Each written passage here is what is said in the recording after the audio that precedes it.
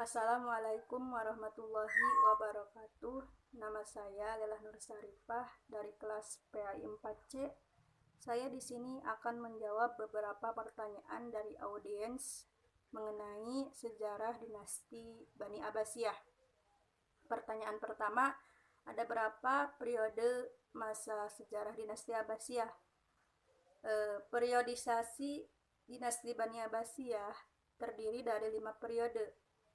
Periode yang pertama adalah masa pengaruh Persia.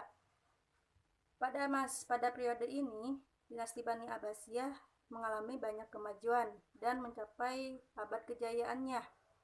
Masa kekuasaan periode pertama ini berlangsung di bawah kepemimpinan Abu Abbas sampai Al-Wasik pada tahun 750 sampai 840 Masehi. Kemajuan dinasti ini dipengaruhi oleh beberapa faktor, yaitu karena terjadinya asimilasi di dalam dinasti Bani Abbasiyah.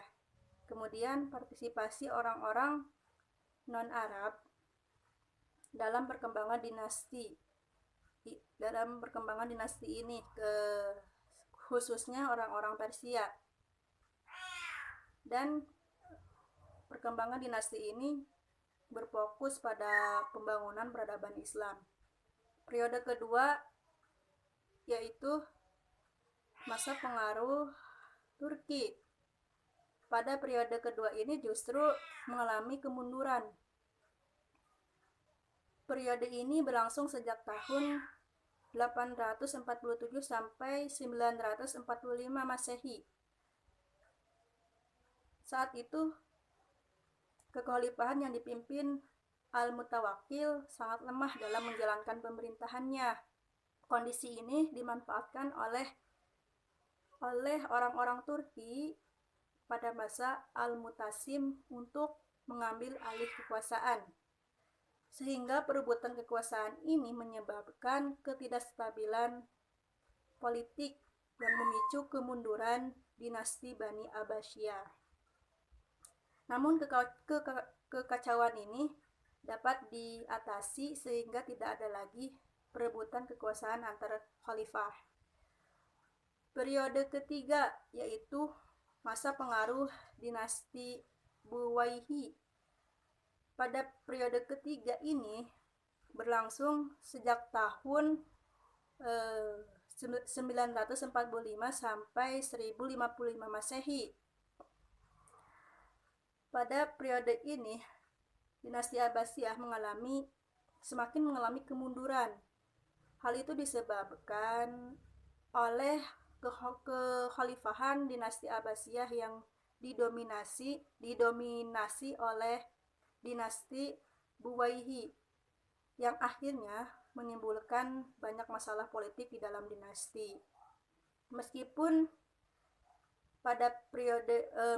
politik di periode ini sangat kacau, namun dinasti Bani Abbasiyah tetap konsisten dalam mengembangkan ilmu pengetahuan dan peradaban Islam, sehingga banyak ilmuwan yang lahir di periode ini seperti Al-Farabi, Ibnu Sina, dan Ibnu Maskawai. Periode keempat adalah masa pengaruh dinasti Seljuk.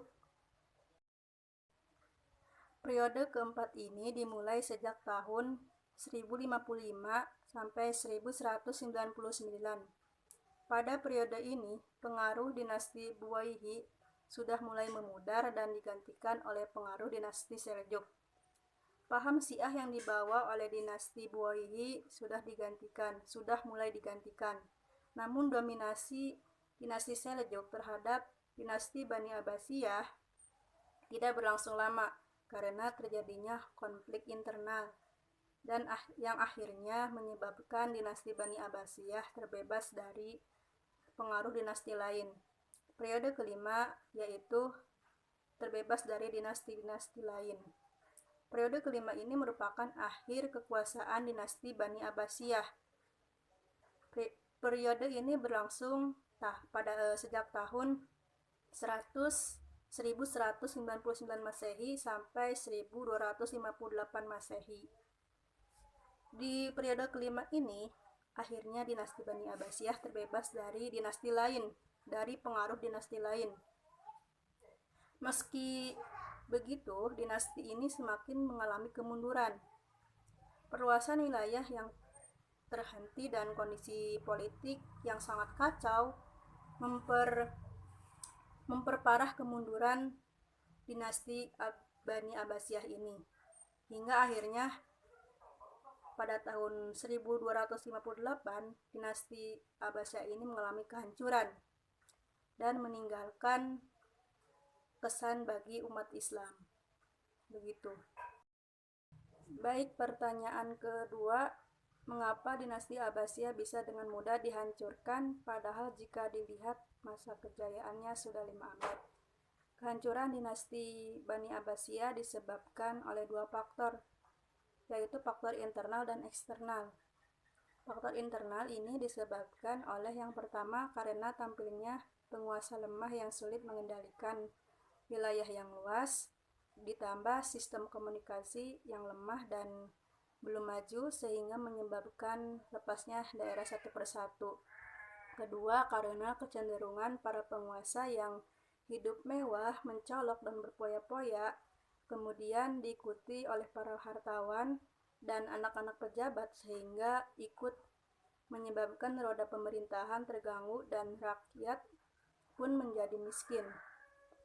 Ketiga, karena dualisme pemerintahan secara de jure dipegang oleh dinasti Abbasiyah, tetapi secara de facto digerakkan oleh profesional Turki yang semula diangkat oleh Al-Mutashim yang tujuannya ini untuk mengambil kendali pemerintahan.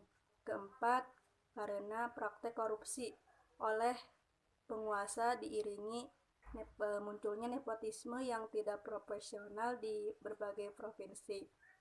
Dan kelima, karena perang saudara antara Al-Amin dan Al-Ma'mun secara jelas membagi dinasti Abbasiyah dalam dua kubu, yaitu kubu Arab dan Persia.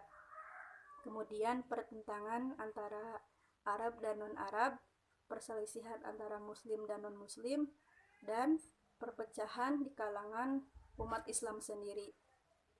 Secara eksternalnya disebabkan dinasti Abbasiyah menghadapi perlawanan yang sangat gencar dari dunia luar. Pertama, mereka mendapat serangan dari pasukan salib di barat, dan kedua, serangan secara langsung dari orang Mongol yang berasal dari timur ke wilayah kekuasaan Islam. Begitu.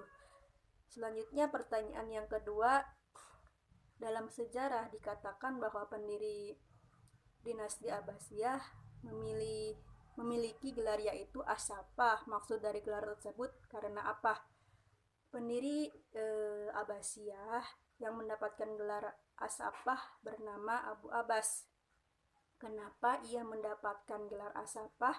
Karena Abu Abbas adalah sosok yang dikenal sangat membenci keturunan Bani Umayyah. Ia bahkan membunuh semua keturunannya agar kelak tidak ada yang kembali berkuasa. Gelar As-Saffah ini artinya sang penumpah darah. Di dalam hadis diriwayatkan Imam Ahmad dalam musnadnya dari Abu Sa'id Al-Hudri, Rasulullah SAW bersabda, akan muncul pada suatu zaman yang carut marut dengan penuh petaka seorang penguasa yang disebut As-Saffah, tetapi dia suka memberi harta dengan jumlah yang banyak. Sementara dalam riwayat lain menyebutkan bahwa gelar As-Saffah ini diberikan oleh orang-orang karena ia terkenal dengan sifat yang tidak mengenal belas kasihan terhadap Bani Umayyah. Hal itu diakibatkan oleh rasa dendamnya yang begitu besar sehingga dengan mudah ia membunuh keturunan Bani Umayyah termasuk orang-orang yang tidak bersalah dan tidak ikut campur dalam urusan politik sekalipun. Begitu. Demikian jawaban atas pertanyaan yang sudah diajukan Audien yang bisa saya jawab. Kurang lebihnya mohon maaf. Wassalamualaikum warahmatullahi wabarakatuh.